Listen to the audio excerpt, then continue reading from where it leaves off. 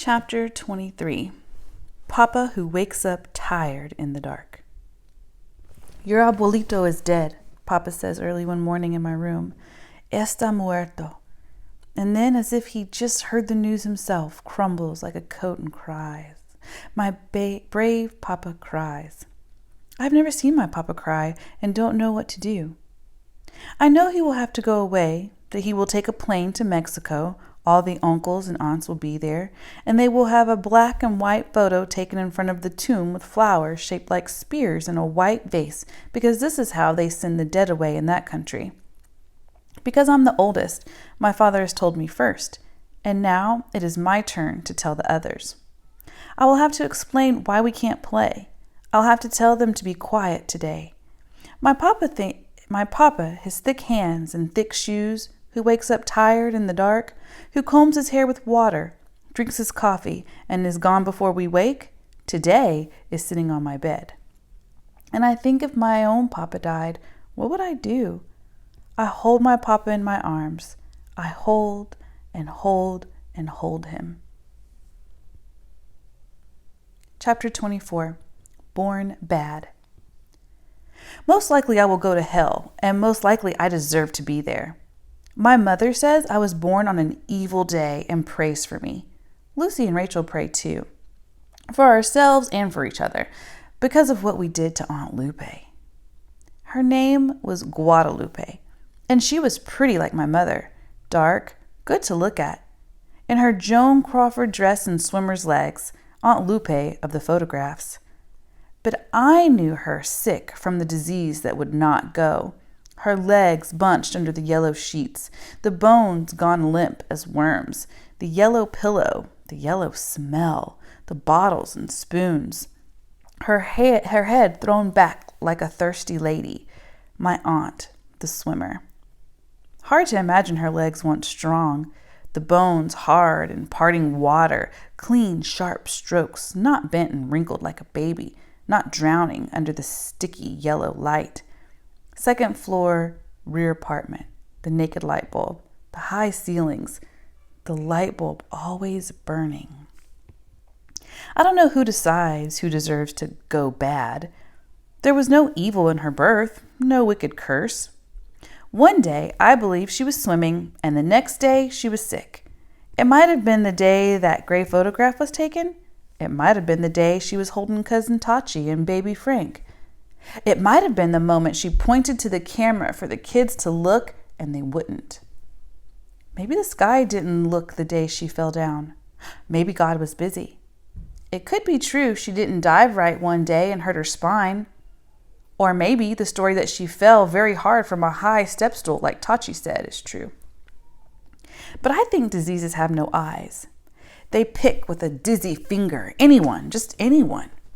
Like my aunt, who happened to be walking down the street one day in her Joan Crawford dress, in her funny felt hat with the black feather, Cousin Tachi in one hand and baby Frank in the other. Sometimes you get used to the sick, and sometimes the sickness, if it is there too long, gets to seem normal. This is how it was with her, and maybe this is why we chose her. It was a game, that's all. It was the game we played every afternoon ever since that day one of us invented it. I can't remember who. I think it was me. You had to pick somebody. You had to think of someone everybody knew. Someone you could imitate and everyone else would have to guess who it was.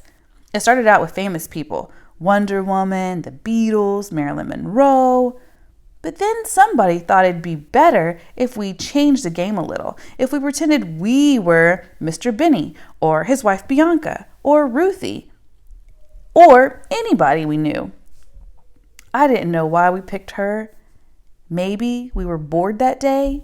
Maybe we got tired. We liked my aunt. She listened to our stories. She always asked us to come back. Lucy, me, Rachel. I hated to go there alone. The 6 blocks to the dark apartment, second floor, rear building where sunlight never came. And what did it matter? My aunt was blind by then. She never saw the dirty dishes in the sink. She couldn't see the ceilings dusty with flies, the ugly maroon walls, the bottles and sticky spoons. I can't forget the smell. Like sticky capsules filled with jelly. My aunt, a little oyster, a little piece of meat on an open shell for us to look at. Hello? Hello? As if she had fallen into a well. I took my library books to her house. I read her stories. I liked the book, The Water Babies. She liked it too.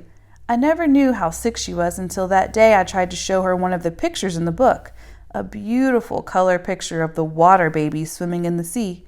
I held the book up to her face. I can't see it, she said. I'm blind. And then I was ashamed. She listened to every book, every poem I read her. One day, I read her one of my own. I came very close. I whispered it into her pillow. I want to be like the waves on the sea, like the clouds in the wind, but I'm me. One day I'll jump out of my skin. I'll shake the sky like 100 violins. That's nice. That's very good, she said in her tired voice. You just remember to keep riding, Esperanza. You must keep riding. It will keep you free. And I said yes, but at that time I didn't know what she meant. The day we played the game, we didn't know she was going to die. We pretended with our heads thrown back, our arms limp and useless, dangling like the dead. We laughed the way she did. We talked the way she talked, the way blind people talk without moving their heads. We imitated the way you had to lift her head a little so she could drink water. She sucked it up slow out of a green tin cup. The water was warm and tasted like metal. Lucy laughed. Rachel too. We took turns being her. We screamed in the weak voice of a parrot for Tachi to come and wash those dishes. It was easy. We didn't know. She had been dying such a long time, we forgot. Maybe she was ashamed. Maybe she was embarrassed it took so many years. The kids who wanted to be kids instead of washing dishes and ignoring their papa's shirts, and ironing their papa's shirts, and the husband who wanted a wife again. And then she died. My aunt who listened to my poems, and then we began to dream the dreams. Chapter 25, Elenita, Cards, Palm, Water. Elenita, witch woman, wipes the table with a rag because Ernie, who was feeding the baby, spilled Kool-Aid. She says, "Take that crazy baby out of here and drink your Kool-Aid in the living room. Can't you see I'm busy?" Ernie takes the baby into the living room where Bugs Bunny is on TV. "Good lucky you didn't come yesterday," she says. "The planets were all mixed up yesterday." Her TV is color and big, and all her pretty furniture made out of red fur, like the teddy bears they give away in carnivals. She has them covered with plastic. I think this is on account of the baby. Yes, it's a good thing, I say. But we stay in the kitchen because this is where she works. The top of the refrigerator, busy with holy candles, some lit, some not, red and green and blue, a plaster saint and a dusty Palm Sunday cross, and a picture of the voodoo hand taped to the wall. "Get the water," she says. I go to the sink and pick the only clean glass there, a beer mug that says the beer that made Milwaukee famous, and fill it up with hot water from the tap. Then put the glass of water on the center of the table, the way she taught me. "Look in it. Do you see anything?" But all I see are bubbles. "You see anybody's face?" "Nope, just bubbles," I say. "That's okay." She makes the sign of the cross over the water 3 times and then begins to cut the cards. They're not like ordinary playing cards, these cards. They're strange, with blonde men on horses and crazy baseball bats with thorns, golden goblets, sad-looking women dressed in old-fashioned dresses, and roses that cry. There's a good Bugs Bunny cartoon on TV. I know. I saw it before and recognized the music and wish I could go sit on the plastic couch with Ernie and the baby. But now my fortune begins. My whole life on the kitchen table, past, present, future. Then she takes my hand and looks into my palm. closes it, closes her eyes too. Do you feel it? Feel the cold? Yes, I lie, but only a little. Good, she says. Los espíritus are here, and begins. This card, the one with the dark man on a dark horse, this means jealousy. And this one, sorrow. Here, a pillar of bees, this is a mattress of luxury. You will go to a wedding soon. And did you lose an anchor of arms? Yes, an anchor of arms. It's clear. That's what that means. What about a house, I say? That's because that's what I came for. Ah, yes, a home in the heart. I see a home in the heart. Is that it? That's what I see, she says, then gets up because the kids are fighting. Elenita gets up to hit them, then hug them. She really does love them, only sometimes they are rude. She comes back and can tell I'm disappointed. She's a witch woman and knows many things. If you got a headache, rub a cold egg across your face. Need to forget an old romance? Take a chicken's foot, tie it with red string, spin it over your head 3 times, then burn it. Bad spirits keeping you awake? Sleep next to a holy candle for 7 days, and then on the 8th day, spit. And lots of other stuff. Only now she can tell I'm sad. Baby, I'll look again if you want me to. And she looks again into the cards, palm, water, and says, Uh-huh. A home in the heart. I was right. Only I don't get it. A new house. A house made of heart. I'll light a candle for you. All this for $5 I give her. Thank you and goodbye, and be careful of the evil eye. Come back again on Thursday when the stars are stronger, and may the Virgin bless you. And shuts the door. Chapter 26. Geraldo, no last name. She met him at a dance. Pretty too, and young. Said he worked in a restaurant, but she can't remember which one. Geraldo. That's all. Green pants and Saturday shirt. Geraldo. That's what he told her. And how was she to know she'd be the last one to see him alive? An accident. Don't you know? Hit and run. Marin, she goes to all those dances. Uptown, Logan, Embassy, Palmer, Aragon, Fontana, the Manor. She likes to dance. She knows how to do cumbias and salsas and rancheras even. And he was just someone she danced with, someone she met that night. That's right. That's the story. That's what she said again and again. Once to the hospital people and twice to the police. No address, no name, nothing in his pockets. Ain't it a shame? Only Marion can explain why it mattered. The hours and hours for somebody she didn't even know. The hospital emergency room. Nobody but an intern worked all alone. And maybe if the surgeon would have come, maybe if he hadn't lost so much blood, if the surgeon had only come, they would know who to notify and where. But what difference does it make? He wasn't anything to her. He wasn't her boyfriend or anything like that. Just another brazier who didn't speak English. Just another wetback. You know the kind. The ones who always look ashamed. And what was she doing out at 3 a.m. anyway? Marin, who was sent home with her coat and some aspirin. How does she explain? She met him at a dance. Geraldo in his shiny shirt and green pants. Geraldo going to a dance. What does it matter? They never saw the kitchenettes. They never knew about the 2-room flats and sleeping rooms he rented, the weekly money orders sent home, the currency exchange. How could they? His name was Geraldo, and his home is in another country. The ones he left behind are far away. We'll wonder, shrug, remember. Geraldo. He went north. We never heard from him again. Chapter 27. Edna's Ruthie. Ruthie, tall, skinny lady with red lipstick and blue babushka. 1 blue sock and 1 green, because she forgot, is the only grown-up we know who likes to play. She takes her dog Bobo for a walk and laughs all by herself, that Ruthie. She doesn't need anybody to laugh with. She just laughs. She is Edna's daughter, The lady who owns the big building next door, 3 apartments front and back. Every week, Edna is screaming at somebody, and every week somebody has to move away. Once, she threw out a pregnant lady just because she owned a duck. And it was a nice duck, too. But Ruthie lives here, and Edna can't throw her out because Ruthie's her daughter. Ruthie came one day, it seemed, out of nowhere. Angel Vargas was trying to teach us how to whistle. Then we heard someone whistling, beautiful, like the Emperor's nightingale.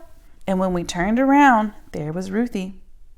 Sometimes we go shopping and take her with us, but she never comes inside the stores. And if she does, she keeps looking around her like a wild animal in a house for the first time. She likes candy. When we go to Mr. Benny's grocery, she gives us money to buy her some. She says make sure it's the soft kind because her teeth hurt. Then she promises to see the dentist next week, but when next week comes, she doesn't go.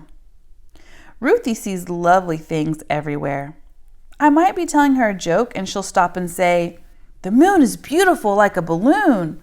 Or somebody might be singing and she'll point to a few clouds. "Look, Marlon Brando." Or a sphinx winking. Or my left shoe. Once, some friends of Edna's came to visit and asked Ruthie if she wanted to go with them to play bingo. The car motor was running, and Ruthie stood on the steps wondering whether to go. "Should I go, Ma?" she asked the gray shadow behind the second floor screen. "I don't care," says the screen. "Go if you want." Ruthie looked at the ground. "What do you think, Ma?" "Do what you want. How should I know?" Ruthie looked at the ground some more. The car with the motor running waited 15 minutes and then they left. When we brought out the deck of cards that night, we let Ruthie deal. There were many things Ruthie could have been if she wanted to. Not only is she a good whistler, but she can sing and dance too. She had lots of job offers when she was young, but she never took them. She got married instead and moved away to a pretty house outside the city. Only thing I can't remember is why Ruthie is living on Mango Street if she doesn't have to. Why is she sleeping on a couch in her mother's living room when she has a real house all her own? But she says she's just visiting, and next weekend her husband's going to take her home. But the weekends come and go, and Ruthie stays. No matter. We are glad because she's our friend. I like showing Ruthie the books I take out of the library. Books are wonderful, Ruthie says, and then she runs her hand over them as if she could read them in Braille. They're wonderful, wonderful, but I can't read anymore. I get headaches. I need to go to the eye doctor next week. I used to write children's books once. Did I tell you? One day, I memorized all of The Walrus and the Carpenter because I wanted Ruthie to hear me. The sun was shining on the sea, shining with all his might. Ruthie looked at the sky, and her eyes got watery at times. Finally, I came to the last lines. But answer came there none, and this was scarcely odd, because they'd eaten every one. She took a long time looking at me before she opened her mouth, and then she said, "You have the most beautiful teeth I have ever seen," and went inside. Chapter 28, The Earl of Tennessee. Earl lives next door in Edna's basement, behind the flower boxes. Edna paints green each year, behind the dusty geraniums. We used to sit on the flower boxes until one day Tito saw a cockroach with a spot of green painted on its head. Now we sit on the steps that swing around the basement apartment where Earl lives. Earl works nights. His blinds are always closed during the day. Sometimes he comes out and tells us to keep quiet. The little wooden door that has wedged shut the dark for so long opens with a sigh and lets out a breath of mold and dampness. Like books, we have been left out in the rain. This is the only time we can see Earl, except for when he comes and goes to work. He has 2 little black dogs that go everywhere with him. They don't walk like ordinary dogs, but leap and somersault like an apostrophe and comma. At night, Nene and I can hear when Earl comes home from work. First, the click and whine of the car door opening. Then, the scrape of the concrete. The excited tinkling of dog tags. followed by the heavy jingling of keys, and finally the moan of the wooden door as it opens and lets loose its sigh of dampness. Earl is a jukebox repairman. He learned his trade in the South, he says. He speaks with a Southern accent, smokes fat cigars, and wears a felt hat.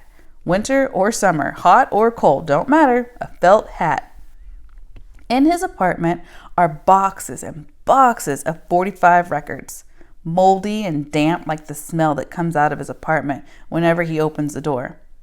He gives the records away to us, all except the country and western. The word is that Earl is married and has a wife somewhere. Edna says she saw her once when Earl brought her to the apartment. Mama says she's a skinny thing, blonde and pale like salamanders that have never seen the sun.